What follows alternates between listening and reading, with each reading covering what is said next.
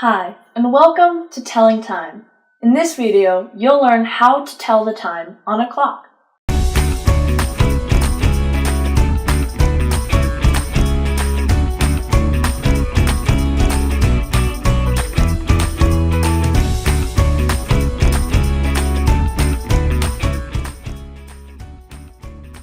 Now, usually there are three hands on a clock.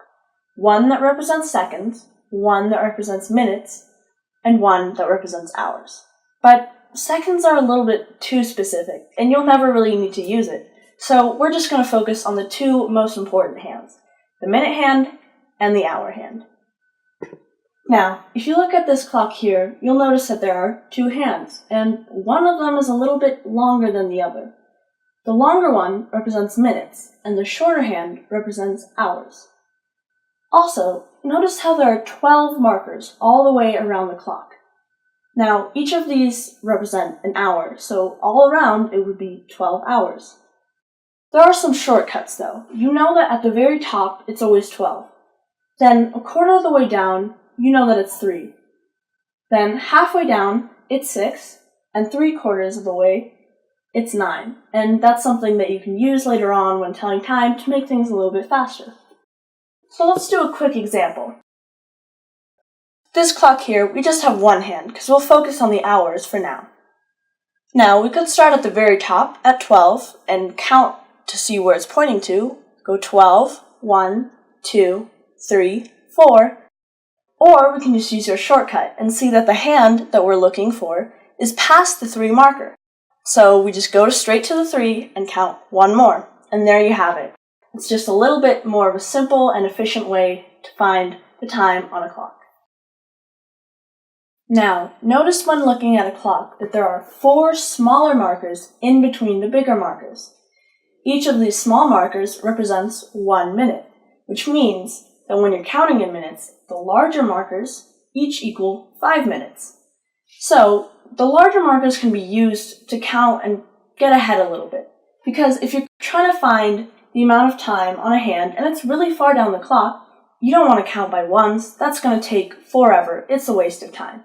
So, you can just count by 5s and get into the right range, and then count by ones to get the specific time. Let's do a few examples. Now, let's look at our first clock here. Let's start by counting the hours. So we count from the top and go 1, and we see that's where it's pointing. So it's 1 hour. It's that simple. Now let's count the minutes, and we'll count by 5s to make things a little bit faster. Start from the top, go 5, 10, 15, 20, 25, 30, 35. And now we can see that the minute hand is pointing in between the 35 and the 40 minute zone. So we'll count the small markers to get our specific number. 1, 2, 3.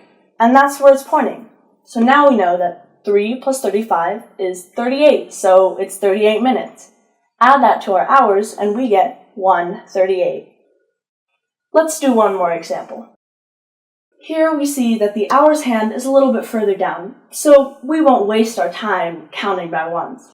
We'll just use our shortcut and skip right ahead to 6, because we know where it is. We count a little more, go 7, 8, so we know it's 8 hours.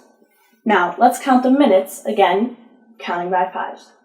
We go 5, 10, 15, 20, and we see that it's between 20 and 25. So let's count out the specifics again.